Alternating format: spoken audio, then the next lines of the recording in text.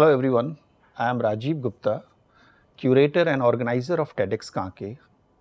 We are just trying to build a community where we can connect the best minds, experienced person to our community so that community will be benefited. Objective of TED program and TEDx program is to bring all those great minds and connect with the local community so that local community, and when they hear and interact with the global community, they will get inspiration, they will try to bring some valuable change in their personal life. Today it's a great day. It's a great day that we are going to talk on human traits, and with us we have Mr. Steve Leventhal, who is Chief Executive Officer of CorStone organization.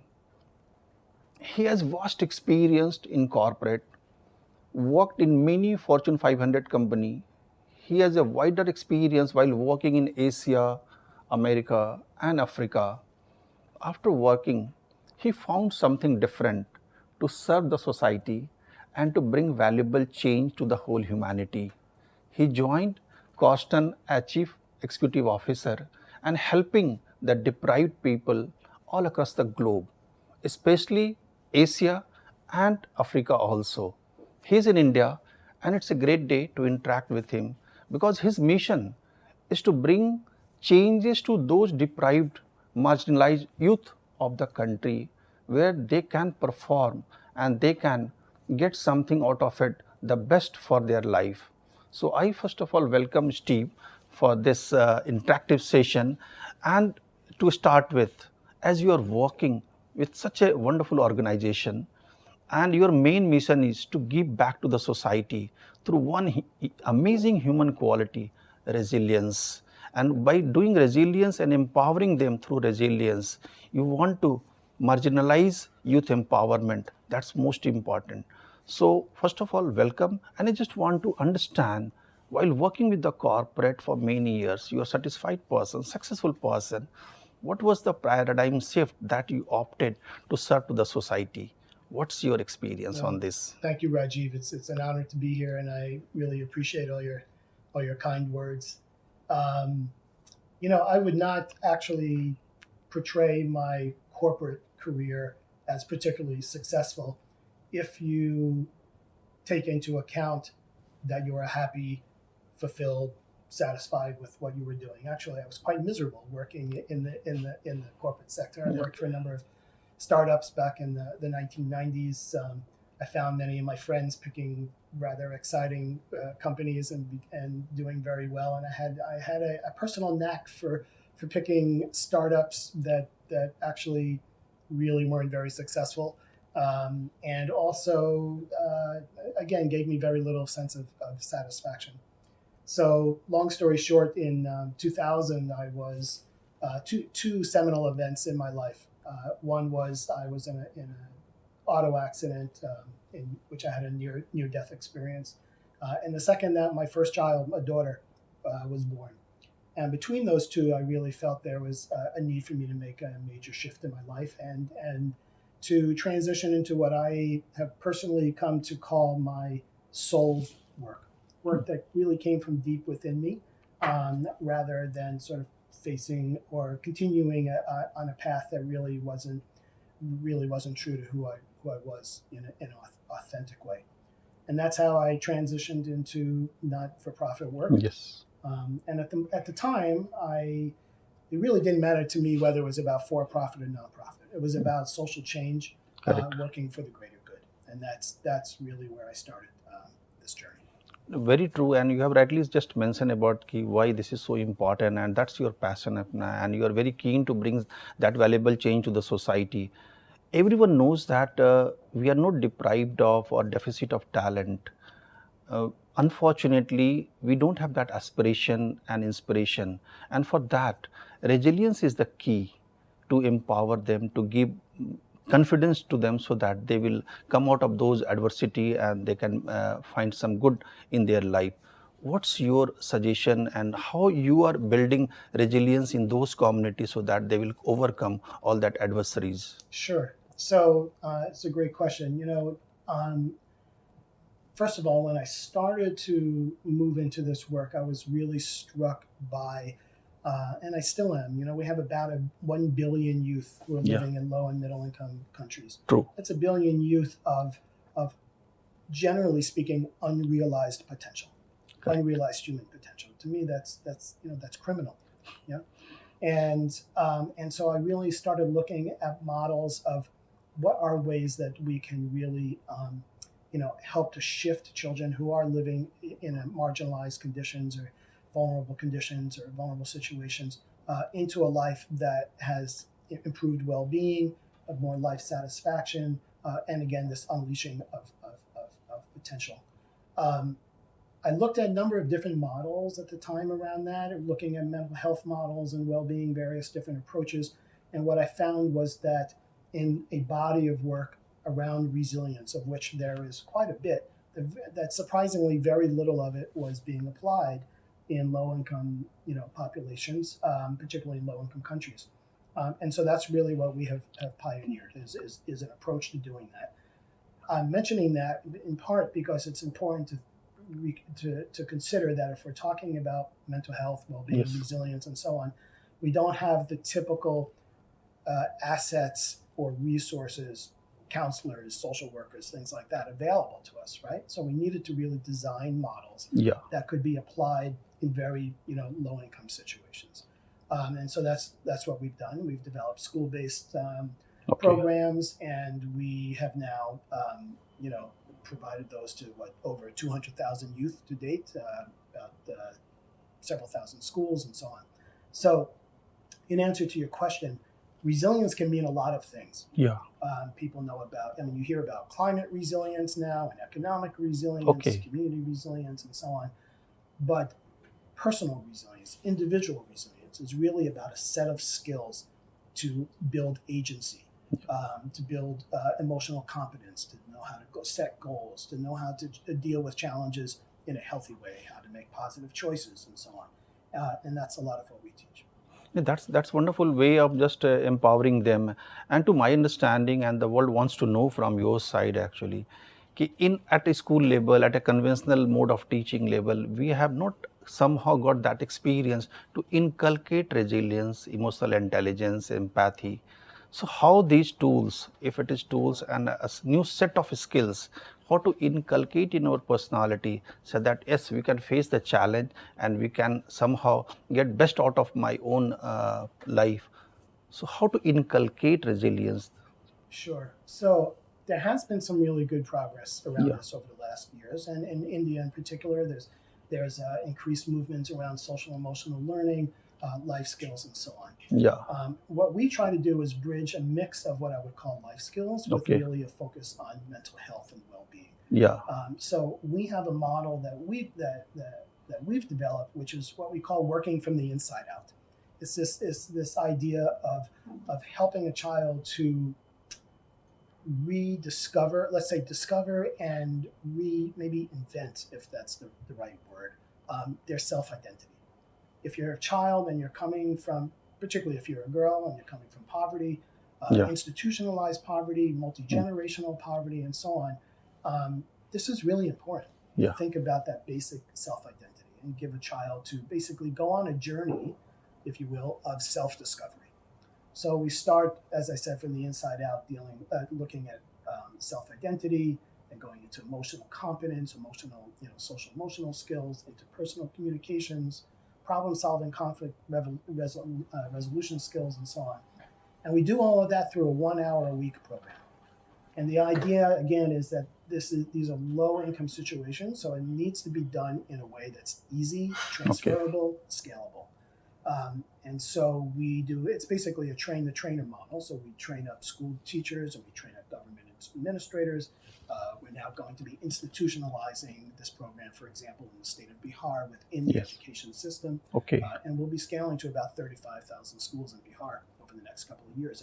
That's over 3 million students per year who will receive the program. That's a big number, and when the world will know that these are the things that you are from your side, you are taking care of, and just you are building a confidence to those people.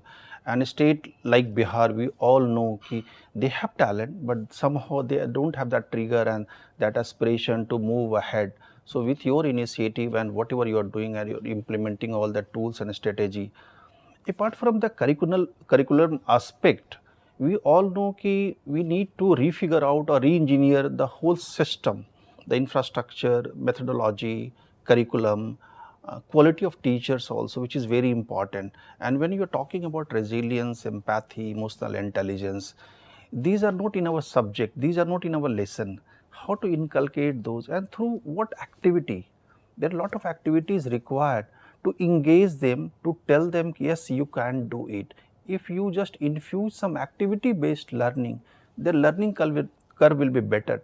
That's my understanding. What's your Yes, that's true. I think in a sense you've answered your own question, because that is exactly what's needed, and that's exactly what we try to do. correct? So it's important in an approach like this that you can't take what I would call a didactic approach. I'm not Correct. talking down to a child and saying, Yeah. hey, you need to learn these skills. Yeah. Right? It's a facilitative type of an approach. So we retrain school teachers to act as facilitators. That's not an easy thing to do, because Yeah. teachers tend to be a bit more didactic in this society in terms of their approach.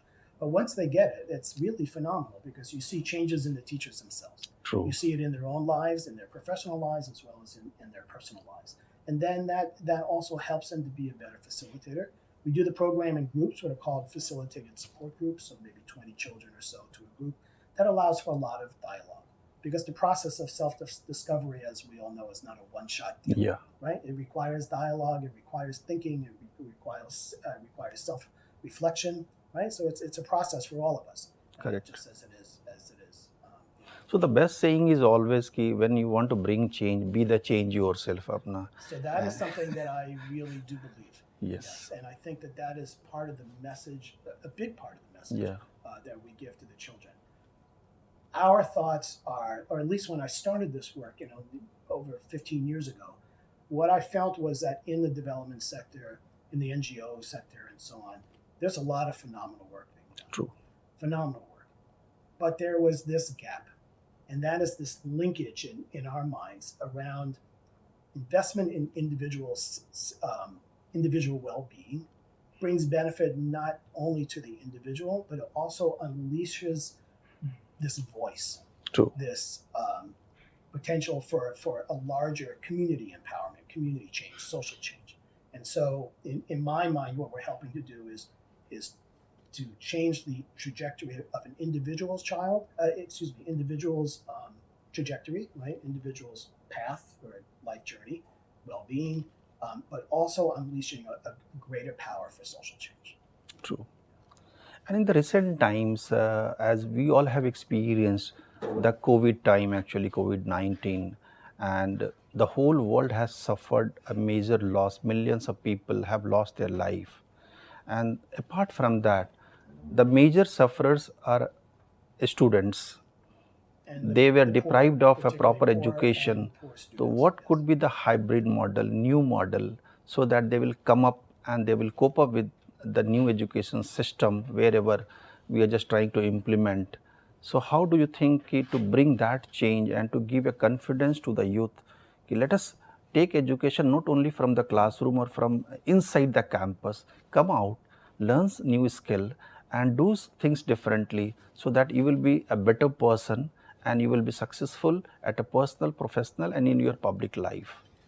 Yeah, this is a big challenge. Yeah, and it's a multifaceted challenge.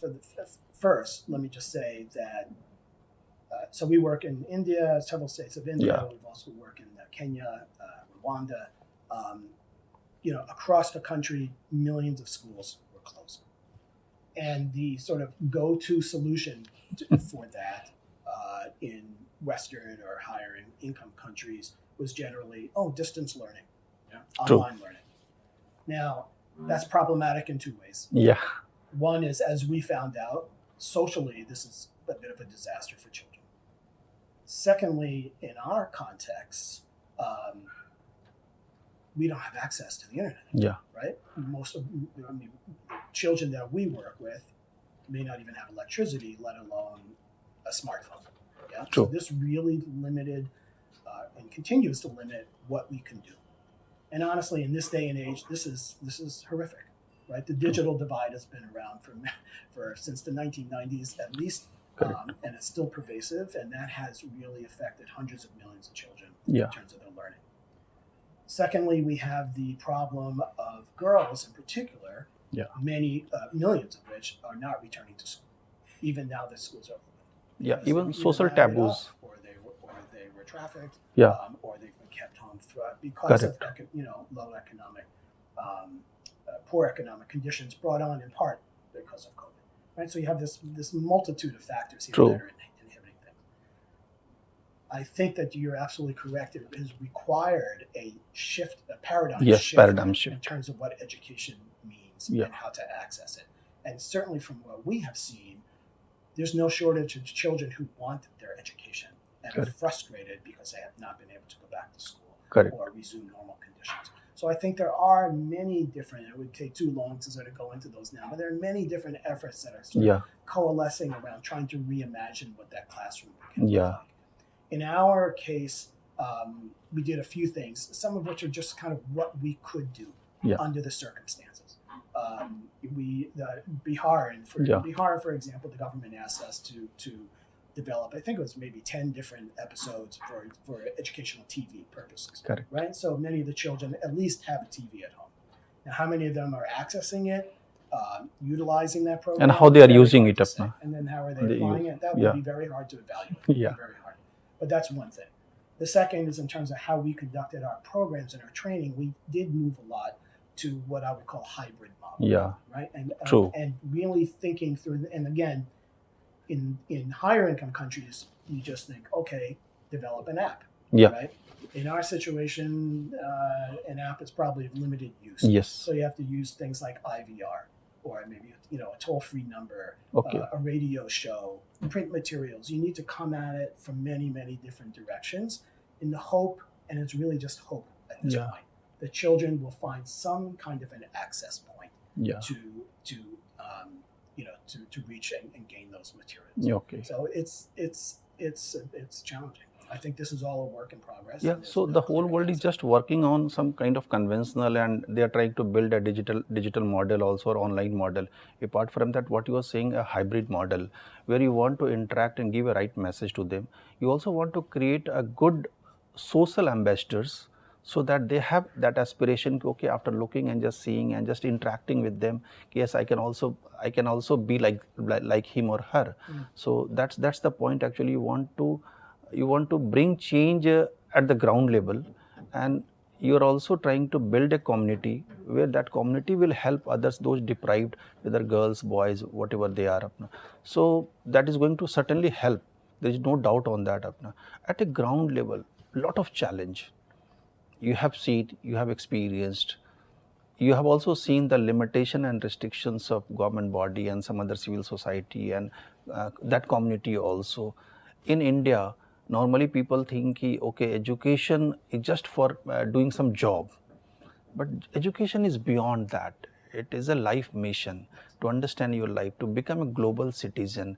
And if you inculcate resilience, emotional intelligence, empathy, which somehow unfortunately not being taught at a university or a school level, you are on a mission. You are just trying to build a community that people will learn.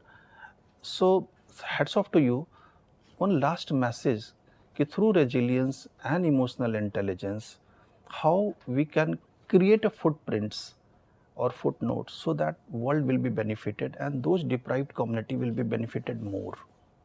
So I think, from my perspective, the work that we're doing is really about that. As I was mentioning, it's both about individual well-being, but also connecting to something larger than yourself.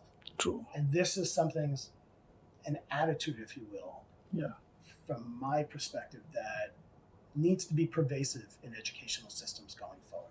Because the next generation, or this generation of children, is going to be dealing with problems that sadly, my generation and one or two before mine created. climate change, right? This is going to permeate basically everything. Correct. So we have climate change, we have pandemics, we have rising social inequities, and so on. And what we need to be careful about is that we're seeing very rapid,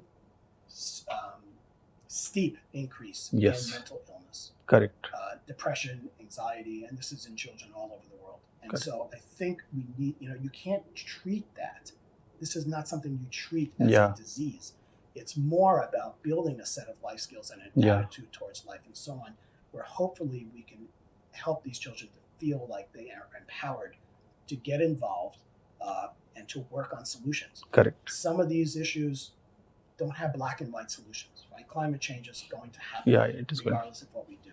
But are there strategies that we can take to mitigate that, or to change the way we work, to change the way we live, change the way that we interact with each other? Those kind of skills are not simply about technology. It's not technology that's going to solve this problem. Correct. It's the attitudes behind it and the value shifts that need to happen in human beings in general. Otherwise, all the technology. So technology at all is not going to be applied. So technology is just an enabler. Yes. They are helping a lot. There is no doubt on that. And as a student or as a senior or executive, wherever we are, intellectually you might be good. So that's not the point to intellectually so good. It is more important to emotionally intelligent. That is very important. And if you have that resilience in your personality, you will be a better person. You will connect the whole world, and world will be better. So be resilient, be emotionally intelligent, contribute to the society. That's the best way. We need to give a message to the world. That's the message to the world. Yeah. So be resilient and be empathetic and be emotional, intelligent person.